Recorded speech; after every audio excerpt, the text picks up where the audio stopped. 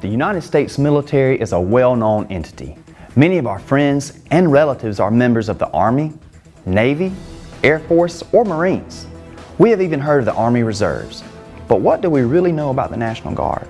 To make it more personal for us here in Alabama, what do we know about the Alabama National Guard? I don't know about you, but I only knew a little. Well, that was until I went out to learn for myself.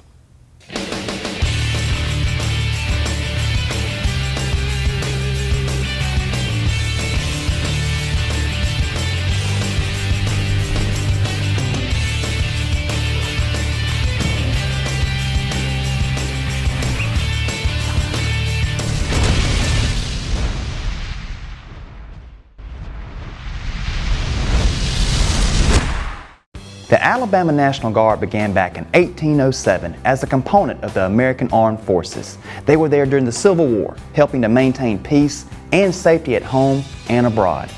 Aside from their duties nationally, they are also our support system here in the States, helping during stateside disasters like the April 2011 tornado outbreak. But even knowing that, what I have recently discovered was the job and training opportunities that these citizen soldiers receive.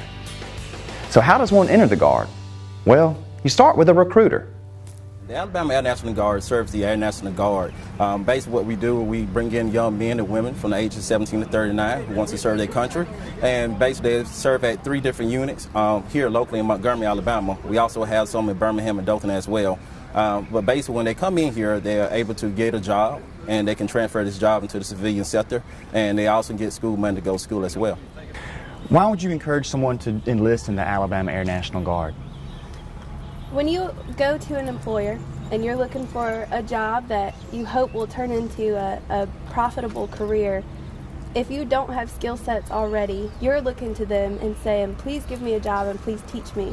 By coming through the Air National Guard first, you are building your resume with a strong backing of military discipline and leadership that's recognized worldwide as being some of the best, especially the United States Air Force, especially the Air National Guard.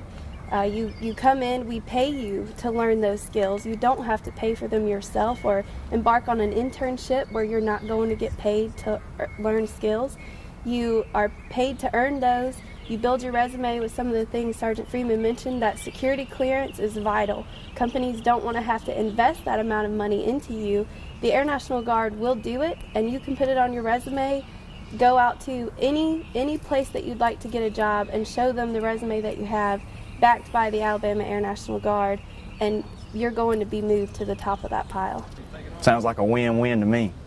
So let's talk a little bit about the recruiting aspect, okay? You just mentioned jobs, but I mean, there's a little bit that has to take place before you can get that job. Let's talk about that for a second. What are the recruiting requirements?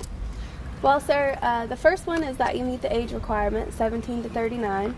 You will we'll ask you some medical pre-screen questions just to see what your medical background is.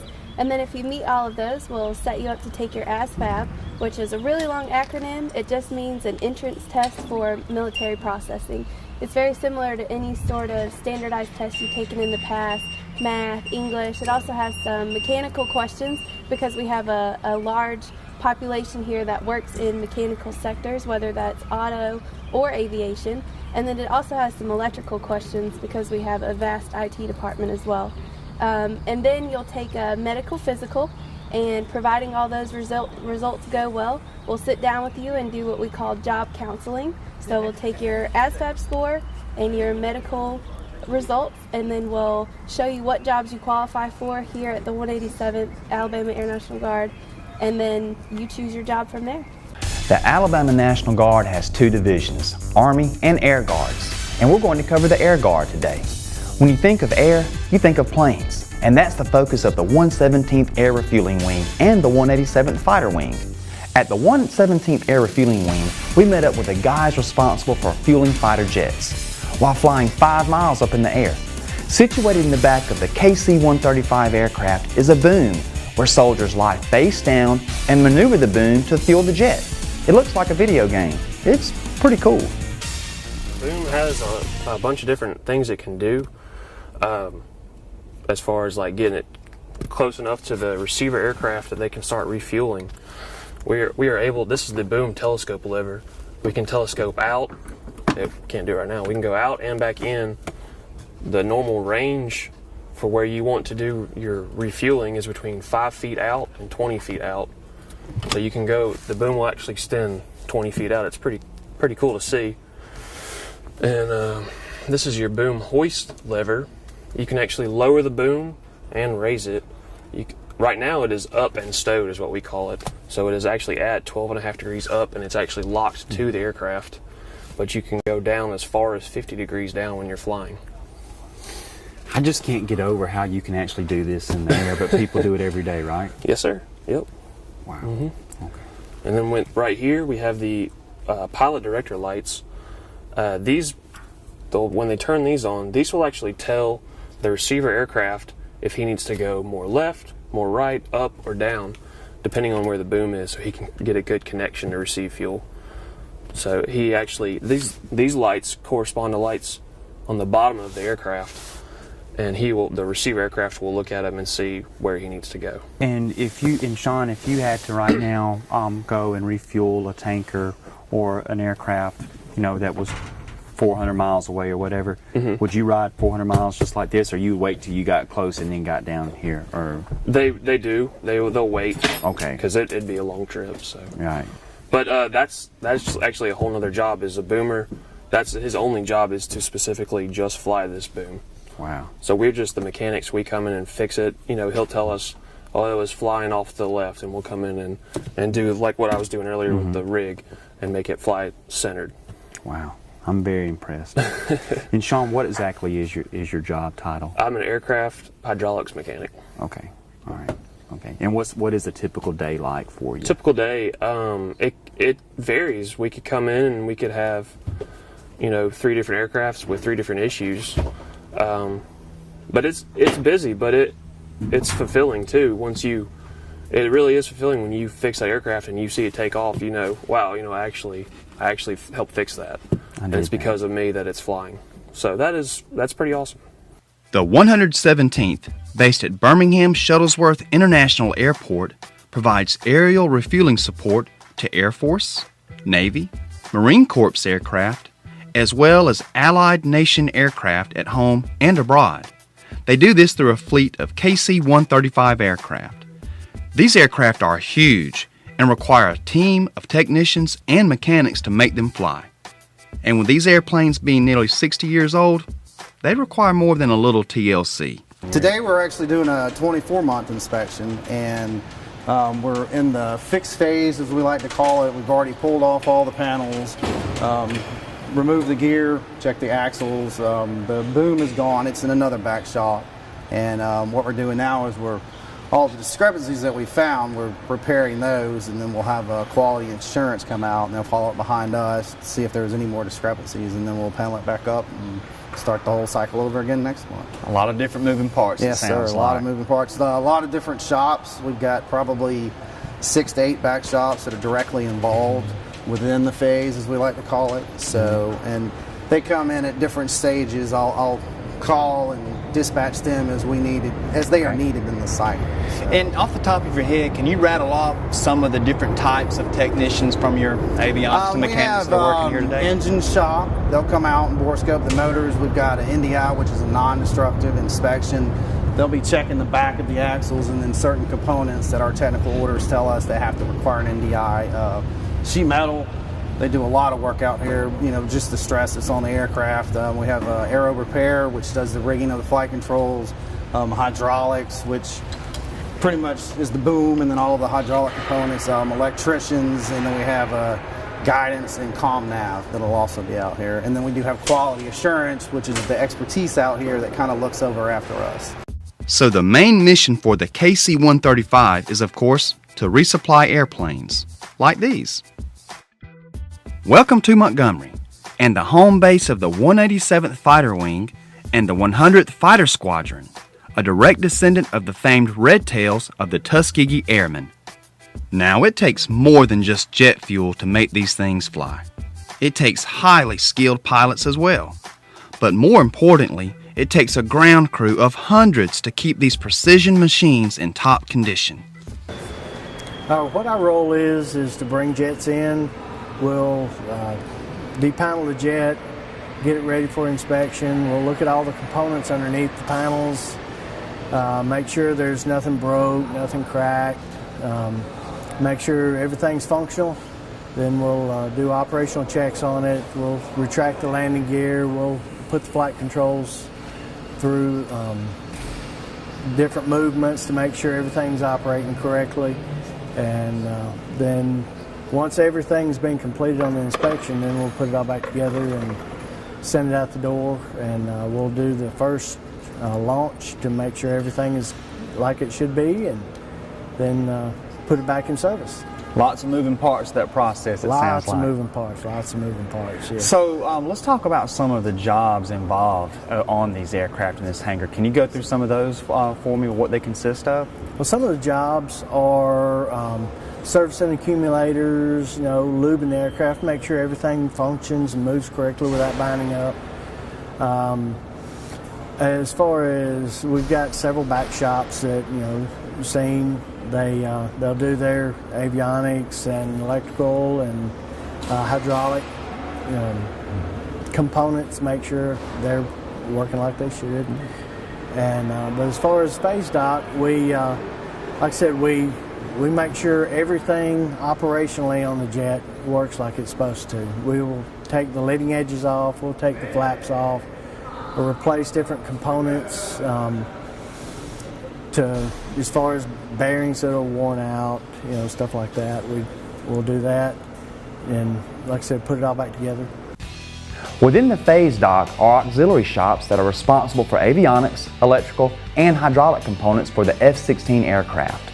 These areas work hand in hand with the technicians in the phase docks area to ensure that everything on the aircraft operates correctly. The skills used in these positions were all obtained while in the National Guard's Tech School. The 117th has several jobs and career opportunities. For instance, they have hydraulic technicians who work on the machinery necessary for the flight line crew. This is a heater that they use on the flight line, and right now we're doing just a minor inspection. And before you do an inspection, you have to cut off all electric power, and we usually remove the negative lead, which just kills the battery power going to the unit. Okay. So if you want to do that. Sure, definitely. All right. This shouldn't be too tough to do. So why is a heater so critical on the flight line? I mean, in your opinion? Well, we got guys out there, and they're out in the elements. The crew chiefs, the specialists, everyone. When you're out there, especially when it gets down to the 20s, you get cold, and your winter gear will only protect you for so much. So we have this out there just to keep these guys warm.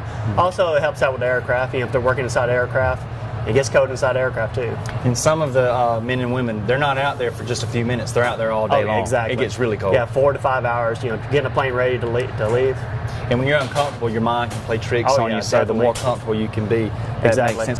We checked our fuel lines, make sure there's no leaks, no loose fittings and hardware. Also check the bolts. Just check for obvious leaks. Also check our wires. Make sure there's no frayed wires or loose wires. And also our generator, make sure it's on there. Sometimes, it vibrates a lot, and these bolts will back out, so we check those. Also, we change our filters, our fuel filter here. We change those out. Okay. And just check everything. Just give a thorough look over. Communication is a major component to any business, and this is also true with the National Guard. The 232nd Communications Squad is responsible for installation of communications during deployment. That's phone and internet. This squadron is located in Montgomery, Alabama. Hey, how's it going? Hey, I'm Bobby John. Brent Johnson. How you doing? Nice to meet you. Nice to meet you. Nice to meet you. Nice to meet you. Well, Brent, kind of tell me what's going on over here today. Well, what we've got set up for you here at the 232nd, our job is to set up base comm. That's what we do. We can provide comm to about 3,000 users. And to show you a small bit of what we do, we've set up what we call the JISC here, the Joint Incident Site Communications Capability, because it's a microcosm of what we do. It brings in power production, it brings in cyber trans, it brings in cybersecurity, it brings in RF trans. So what we do is, if we're going out on site, the first thing we need is power. That's where Sergeant Mann comes in. We'd take a generator out and he'd fire it up. Okay. Tell me a little bit about this generator, Sergeant Johnson, as far as the mechanics of it, the logistics of it, and I mean, is this hard to transport? Not particularly, no. We will put it on a trailer like you just carry behind a regular truck that hitches onto a ball and everything. Strap it down with a little cargo strap and you're good to go. Okay. And not only is this used to, to defend our country, but also I would think for natural disasters that we would have in the state of Alabama. Yes, actually, the main mission for the JISC is providing support for what we call the SURF-P.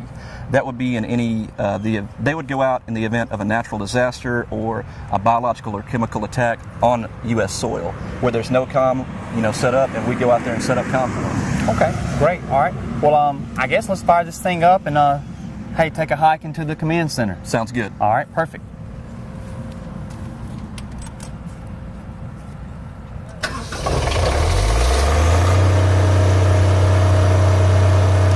One thing I immediately noticed is it's not that loud. It's not. This is all commercial equipment. We've got some larger generators that make quite a bit of noise, but when you're in a smaller environment like this, you don't need a generator like that. So, perfect. All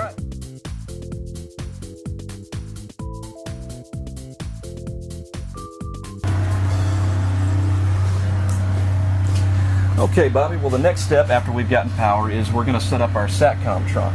All of our traffic, voice, data, everything, nipper and sipper, it's all going to be passed through that small satellite dish we'll see out there later on.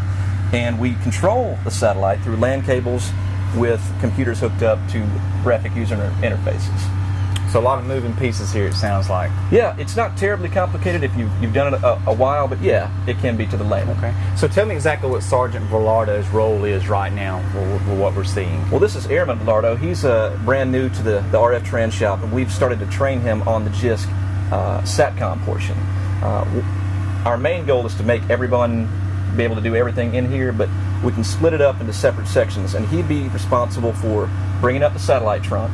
And after that's done, he would pass the traffic on to the IT guys, and he would work on radios and stuff after that. Okay. All right, perfect. Sergeant Johnson, sure. Center for this.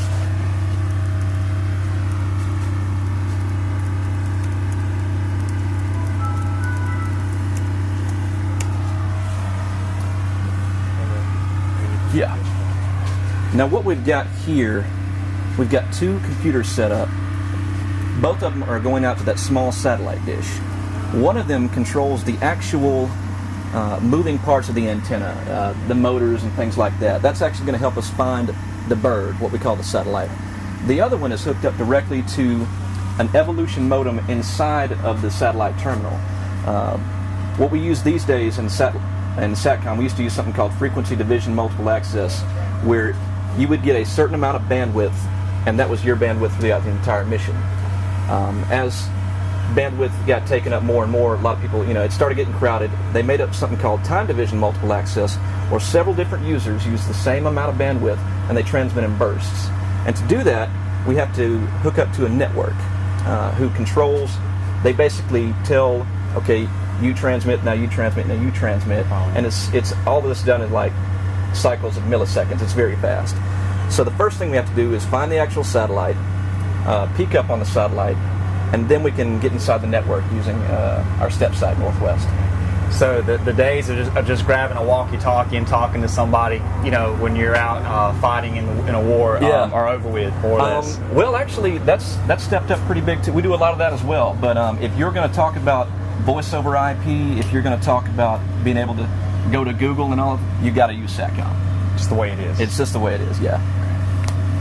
What we're looking for are young men and women who have a desire to serve their country part-time, a desire to learn skills that would help them in an IT career field, and a desire to work hard. So that's it. If you can hit those points there, then there's going to be a spot for you. Yeah, we'd love to have you out here. And why would you encourage someone to join the Combat Communications Group with the Air National Guard? Well, I'm sure they know about the money for college. That's pretty much a given. It's pretty good pay for a part-time job. It'd be hard-pressed to find any job you could join with no skills that pays you the amount that the Guard does. And the networking. A lot of people don't focus on that, but like I said, you've got people here with jobs in all these different companies. You get to know them every month and work with them. It might help you find a job in the civilian world as well. Because there is a transition that takes place Absolutely. there. Brent showed us how BaseComm is set up using generators, computers, and a host of cyber technologies. While his crew sets up those components, there is another crew who's responsible for the setup and positioning of satellites. Here we can set up everything you would need to communicate as far as telephones and internet. So would I be off base if asking if this is some type of a satellite that we're looking at This right here is actually the BGAN. This is where we point at the satellite to receive feed to use for your internet and for your phone. Oh my, oh my. And so you would have to set up, you know, this device here in any kind of environment at any time if given the orders, right? Yes, if given the order, we can set this up within 15 minutes and support about 4 users. Okay, all right, perfect. Well, kind of walk me through some of what we're going to be looking at over here today. Okay, this is the BGAN. Like I said, this is the antenna, so this is where you would actually receive your feed. If you come over here, the initial case suite is actually 4. There's 2 primary and then there's 2 spares pieces. Whenever you set up your antenna, you bring it over and you plug it in to your modem. Signal modulator. This is your signal modulator. It actually converts that satellite feed to something that can be used for your services. Once that is converted, you will take it and plug it into your router. So just like you have your router at home that you get your internet from, this is the same exact thing, just looks a little bit scary. Yes, it does. It's a lot of the same software that you use in the workplace on the outside. So we really get really efficient on this stuff, and it can be applied on the outside as well. And the difference with you and your team is, I mean, you're mobile and you're ready to go at any time. Yes. Okay. Initially, I worked in clothing retail as a manager. And I thought it wasn't for me and I needed something more challenging, so I joined the Guard. I went off to basic training and tech school and I got experience at the unit. That wasn't enough for me, so I deployed once and I got real experience. I got to support live missions for about 6 months, and that gave me the confidence I needed to go out into the civilian world and apply and sell myself to these companies to let them know what I'm made of and how I can support them, and it worked. So as far as being able to learn this skill set, how long did it take you in tech school to be able to grasp? My basic training was 6 weeks. I believe it's 8.5 weeks now. And then my tech school was 4 months. So about 16 weeks was all I needed to get what I needed. Wow. And I mean, and our government helped you do that. I mean, normally you'd have to pay a school 2 to 3 years to go and do that. This is, it was absolutely free of cost for me. All it cost was my time and my effort. Right now, from the certifications and experience I have, I'm more hireable than someone with a 4-year degree. Although I'm working on that through the Guard and with their benefits, this has gotten me very far alone without a degree. And that's something that I couldn't have done without the Guard and without this experience and without that deployment. So most of the positions in the National Guard are part-time positions. Some, however, are full-time with benefits. The thing is, even though the positions may be part-time, the training you go through for a particular job is the same as a full-time position. And that job training, well, it transfers very nicely into the civilian world. Yes, because within the civilian world, a lot of that will transfer. You know, we've got several of our drill troops that have took this and then went and got their A&P license, and the experience you gain on these aircraft can transfer over. But then again, we're always hiring too. So there is the possibility to come out here as a drill status, learn your trade, and then actually get hired on as a technician out here. You get your EPA certification. That really is a big stepping stone if you try to go into HVAC world. Also, diesel technology. Going to, if you want to prolong your career, you go to basically a trucking company. I mean, we know a lot about diesel engines. Also generators. Also integrated circuits. We deal with that. And just a wide variety of different things. Everything, if you want to come in as a sheet metal mechanic, welder, they teach you all these skills you will need to know with any kind of job you can think of. You can get on the outside, you can be in the military. Actually, you can transfer and get many jobs depending on what your career field is. You will have a step ahead of that. In some career fields, you can get a top secret clearance, which in outside sector, it costs a lot of money. So now since you have these skills and tools, you can go into the career field with discipline from the Air National Guard, and you can better suit yourself as far as getting a job. Make something of yourself, you could make your own business. You can, contract yourself out to existing businesses. Like there's so many doors that can be opened by you joining, and you never know until you try. That's right. There seems to be a lot of people working and smiling. though it's very serious work. I wonder why. Because this is a family. I mean, everyone cares about everybody.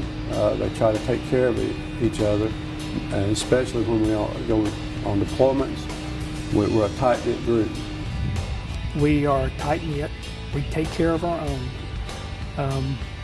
And there is a lot of job satisfaction doing what we do, because in the end, I mean, granted, we're a combat unit, and everybody looks at, okay, we're out there to go kill bad guys. Yes, that is one of our things, but the other thing is we're also there to bring our people safely back home. Those guys on the ground, that's what it's all about. And to get those guys back home to their families, there's no better job satisfaction than that. The Alabama Air National Guard is an extremely important part of the security of not only Alabama, but also the U.S. and its allied forces throughout the world. With a moment's notice, the Air National Guard can be called to active duty to support missions anywhere in the world. It's also an important economic development tool and educational opportunity for people in Alabama. For more information on the Alabama National Guard, visit nationalguard.com. The Alabama National Guard is just one of 2 branches of the National Guard in Alabama. In the next episode of On the Job, we look at the mission and jobs of the Alabama Army National Guard. Until then, I'm Bobby John Drinkard. Thanks for joining us on the job.